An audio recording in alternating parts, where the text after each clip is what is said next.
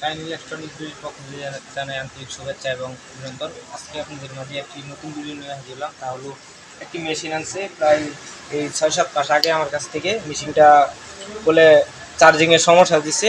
চার্জিংয়ের সমস্যাটা হচ্ছে এটা পিছনে পিছনে ফিউজ আছে, আইসা দেখি একটা ফিউজ কেটে গেছে। বর্তমানে ইউপিএস বলতে আইপিএস মোডও আছে। তো আমরা চার্জিং দিব, দেখি চার্জ হয় কি না। ইনশাল্লাহ অবশ্যই চার্জ হবে, কারণ আমরা ভিউজ লাগাইছি। যে প্রবলেমটা ছিল ওই প্রবলেম সলভ করছি।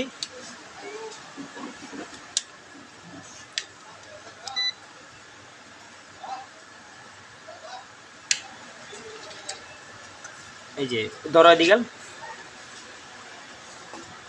হ্যাঁ আলহামদুলিল্লাহ সাকসেস, চার্জিং হচ্ছে। এই যে মিটার ধরো, এই যে 15-16 সামথিং চার্জিং নিচ্ছে। মেশিনটা ছোটো হলে কি ওই মেশিনটা দিয়ে আপনারা অনায়াসে 4টা ফ্যান চালাইতে পারবেন। তবে এই মেশিনের অনেক শিখলে আপনারা দেখে আসতে পারেন। চ্যানেলটি যারা সাবস্ক্রাইব করেন না অনুগ্রহ করে অবশ্যই চ্যানেলটি সাবস্ক্রাইব করবেন।